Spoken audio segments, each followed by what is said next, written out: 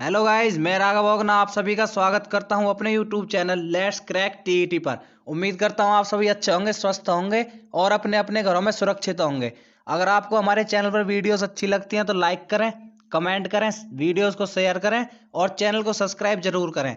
Subscribe करने के बाद बेल आइकन जरूर प्रेस करें ताकि हम कोई भी फ्यूचर में वीडियो अपलोड करें सबसे पहले नोटिफिकेशन आपके पास पहुंच सके। तो चलिए करते हैं सेशन शुरू। आज हम पढ़ने जा रहे हैं ऑसुबेल का सिद्धांत। जो ऑसुबेल थे, इन्होंने एक सिद्धांत दिया था जिसे कहते हैं अर्थपूर्ण शाब्दिक अधिगम सिद्धांत, या फिर इसका एक अन्य नाम भी है जो कि है आधुनिक संज्ञानात्मक सिद्धांत। या तो एग्जाम में ये पूछा जाए कि अर्थपूर्ण शाब्दिक अधिगम सिद्धांत किसने दिया, या फिर ऐसे भी पूछ सकता है कि आधुनिक संज्ञानात्मक सिद्धांत किसने दिया। तो ये दोनों ही जो हैं ये किसने दिए आपके, ये दोनों ही ऑसुबेल ने दिए हैं। दोनों में से कोई भी पूछा जाए ऑसुबेल को टिक करना है।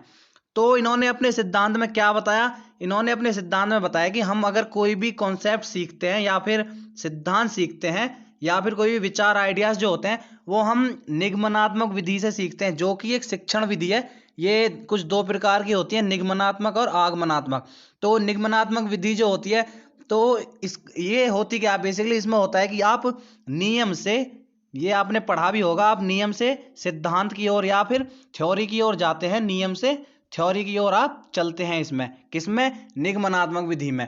पहले आपको क्या रूल समझाया जाएगा, फिर रूल के बाद एग्जाम्पल या उसकी सिद्धांत थ्योरी बताई जाएगी।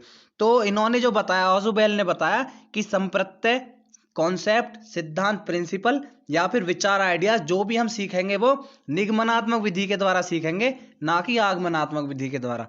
तो ये भी एग्जाम में पूछा जा सकता है कि ऑसुबेल ने कौन सी शिक्षण विधि को महत्वपूर्ण बताया, तो निगमनात्मक विधि को महत्वपूर्ण बताया है ऑसुबेल ने।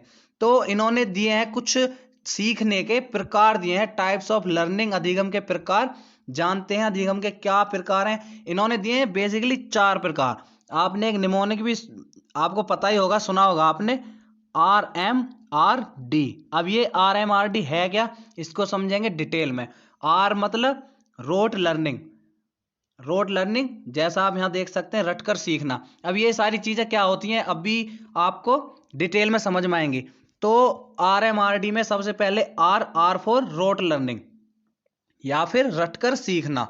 तो रटकर सीखना मतलब ये हो गया, आप सभी जानते होंगे रटकर सीखना क्या होता है कि कोई भी चीज हमें सीखनी हो, हमको समझ नहीं आ रही, तो जैसे छोटे बच्चे होते हैं उनको नहीं पता होता तो वो क्या करते हैं, रटना स्टार्ट करते हैं।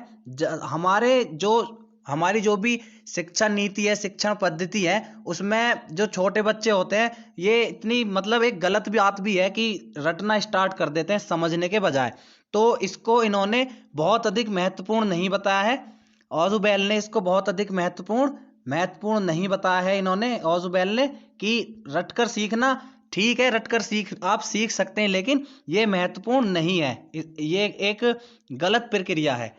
तो ऑसुबेल ने इस पर कोई ज्यादा ध्यान नहीं दिया। उन्होंने बताया कि आप सीख तो सकते हैं, रटकर चीजों को रट सकते हैं आप, लेकिन ये कोई एक महत्वपूर्ण नहीं है मतलब ये टिकती नहीं है ज्यादा देर तक। जो आप रट करके सीखते हैं उसे जल्दी भूल जाते हैं। तो ये याद रखें, अधिगम के प्रकार जो हैं इनमें ऑसुबेल का जो इन्होंने प्रथम जो दिया, ये दिया रोट लर्निंग, रटकर सीखना। लेकिन इन्होंने ये भी कहा है कि ये उतना इफेक्टिव नहीं है, महत्वपूर्ण नहीं है। आप चीजें रटेंगे और क्या करेंगे, आप चीजें रटने के बाद कुछ समय बाद आप भूल जाएंगे, तो ये प्रक्रिया कहीं ना कहीं गलत हो जाती है। इन्होंने जो सबसे ज्यादा जो जोर दिया अपनी थ्योरी पर, जो इन्होंने जोर दिया था अर्थपूर्ण अधिगम, मतलब जो अभी बताया था RMRD। तो RMRD में M क्या है, ये है मीनिंगफुल लर्निंग। अब मीनिंगफुल लर्निंग मतलब अर्थपूर्ण अधिगम। तो इनका जो बेसिकली सिद्धांत है वो हमने अभी आपको बताया था, जैसा आप यहाँ देख पा रहे होंगे, अर्थपूर्ण शाब्दिक अधिगम का सिद्धांत।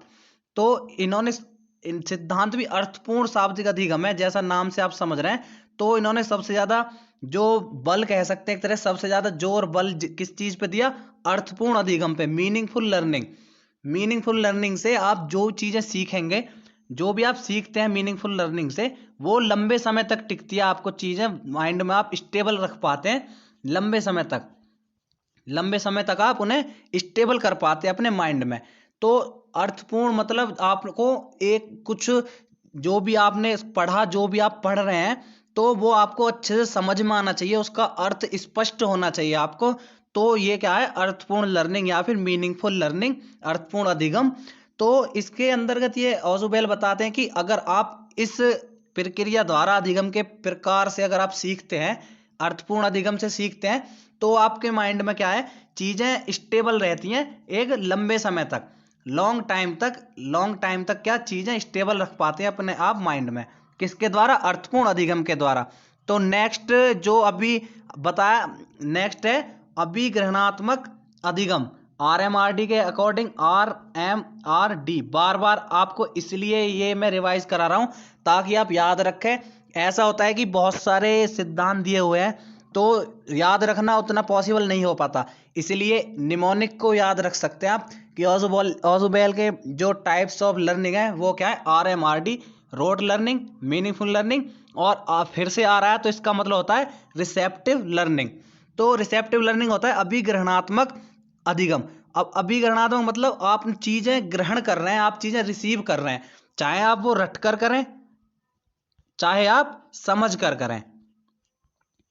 अब आप अगर समझ कर रहे हैं तो चीजें लंबे समय तक आपके माइंड में टिकेंगी, आप अगर रट कर रहे हैं तो जल्दी भूल जाएंगे। लेकिन अभिग्रहणात्मक के अंतर्गत ऑजुबेल कहते हैं कि आप कोई भी चीज ग्रहण कर रहे हैं, आप रट कर भी कर सकते हैं और समझ कर भी कर सकते हैं। चाहे तो आप चीजों को रट लीजिए, चाहे आप समझ लीजिए, बस ग्रहण होना चाहिए। तो ये किसके अंतर्गत आएगा, रिसेप्टिव लर्निंग या अभिग्रहणात्मक अधिगम।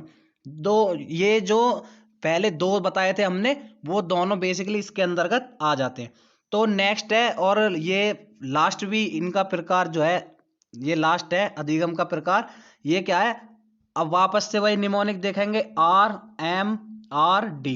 तो R for rote learning, M for meaningful, और R फॉर रिसेप्टिव लर्निंग, और D फॉर क्या आ गया, डिस्कवरी लर्निंग या फिर अन्वेषण अधिगम। डिस्कवरी करना, अन्वेषण करना, खोज करना। अगर आप अपने से कुछ डिस्कवर करके सीखते हैं, आप अगर डिस्कवर करके सीखते हैं कुछ भी, तो वो क्या होता है, वो सबसे ज्यादा आप अपने माइंड में स्टेबल रख पाएंगे, क्योंकि आपने वो क्या किया, वो आपने खुद डिस्कवर किया है। तो आप बहुत लंबे समय तक उसको माइंड में स्टेबल कर पाएंगे। बहुत मतलब एक तरह से ये बोल सकते हैं कि आप चीजों को अच्छी तरह से सीख सकते हैं, बहुत ही अच्छी तरह से सीख पाएंगे और लंबे समय तक उन चीजों को याद रख पाएंगे। तो ये कुछ 4 प्रकार थे जो ऑजुबेल ने अपने अधिगम के प्रकार दिए हैं, 4 प्रकार थे। उम्मीद करते हैं आपको वीडियो पसंद आई होगी। पसंद आई हो तो वीडियो को लाइक करें, कमेंट करें, शेयर करें और चैनल को सब्सक्राइब जरूर करें। मिलते हैं अगली वीडियो में, तब तक के लिए राम राम, सत श्री अकाल, अस्सलाम वालेकुम। जो भी आप कनेक्ट कर पाए, धन्यवाद।